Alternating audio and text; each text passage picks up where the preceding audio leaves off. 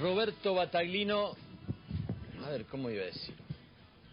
Se acostó preocupado el sábado y se acostó más tranquilo el domingo. Anda con suerte el muchacho.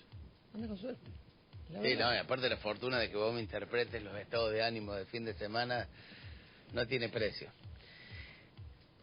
Vos sabés que hace mucho que no hablo con vos de fútbol, pero he leído este fin de semana muchos hinchas de Boca, como vos, y algunos fundamentalmente de River, hablar de que este es un torneo menor, de que el campeón va a salir acá, va a ser uno de los campeones con menos puntos, porque si San Lorenzo lo gana, sumando los 6 puntos que quedan en el juego, son 37, 35, creo que se fue Newell el campeonato que menos puntos sumó, que el nivel de juego es bajo y demás.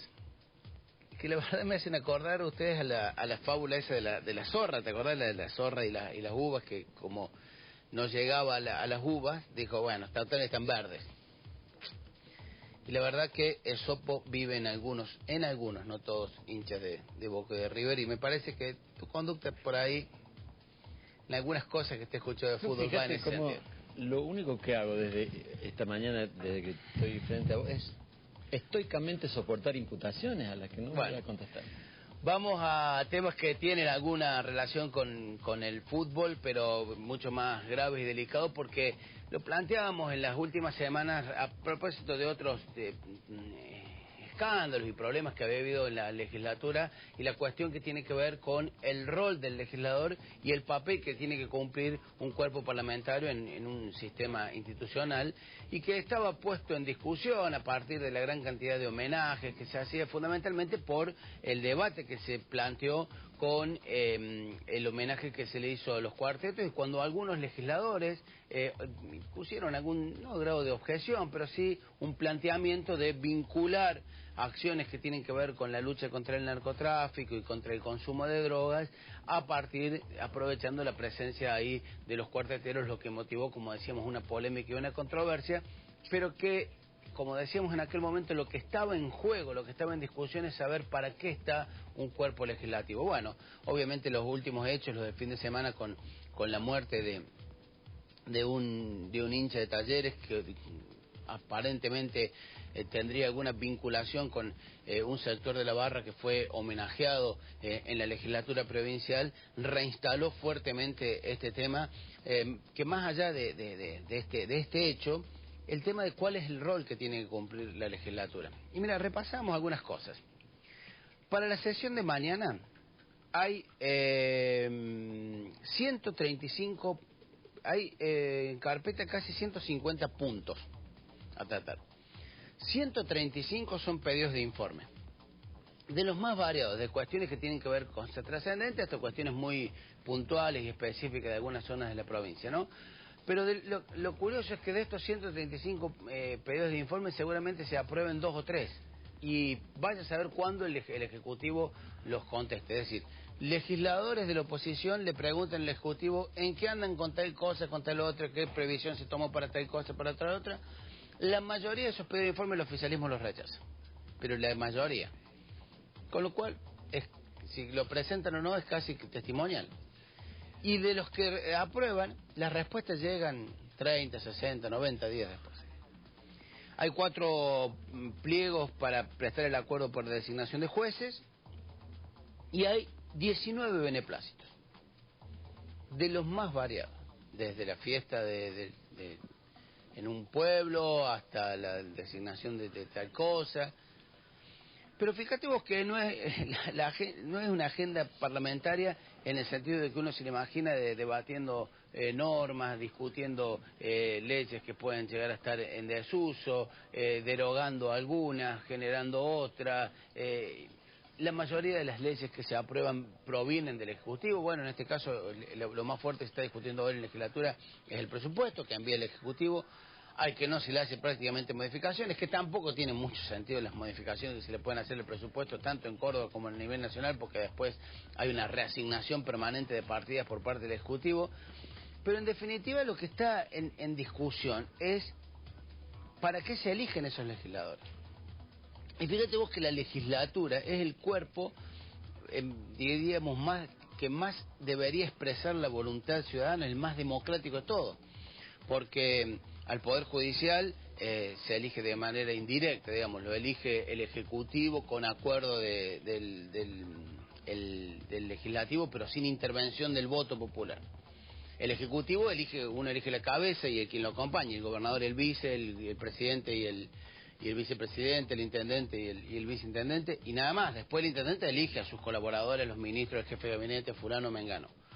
La legislatura, en este caso, como puede ser el Congreso de la Nación, los 70 miembros que componen la legislatura provincial los elige la gente. O sea, que debería ser el que representa más la voluntad popular. Y en este tema, como ser cuando salió el tema de los... Sí, después déjame que te diga algo. Estoy de acuerdo con que formalmente es así, pero no es así. No, por eso digo. O sea, después... lo elige a dedo, en caso de la provincia el gobernador, en el caso de los concejales el intendente, y en el caso del gobierno de la nación el presidente. La lista que después que forma parte del bloque oficialista, que generalmente suelen ser las mayorías, ¿no?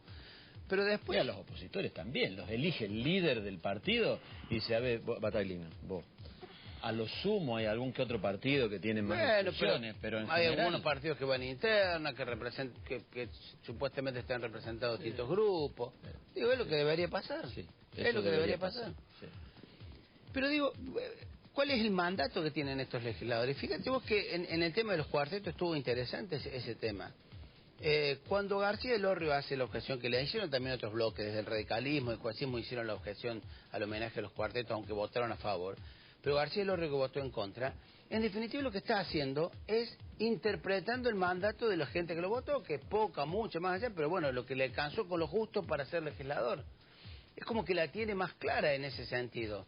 Ahora, el resto de los legisladores, el que iba sexto, séptimo, noveno en la lista de Unión por Córdoba, el que iba 12 en la lista del radicalismo, ¿sabe para qué lo votaron? ¿Sabe? ¿Puede imaginariamente juntar a los votantes y decir, vos tenés que hacer tal cosa? Y me parece que esa distancia con la persona que tiene que representar este deterioro del mandato. Bueno, pero es que porque Roberto... están elegidos para algo. Si yo te elijo para que vayas a representarme en tal cosa, cuando se rompe, cuando yo no sé para qué me mandaron, pero ahí comienza, me parece, a surgir estos problemas de representación muy graves, yo creo ¿no? que precisamente es el problema de quién le te da el mandato a vos. A García Elorrio, por decirlo, ya que lo usaste de ejemplo, claramente se lo dieron los votantes al mandato. O sea, claramente García Elorrio es legislador porque hubo 25.000 personas, 30, no me acuerdo cuánto sacó, que lo votaron.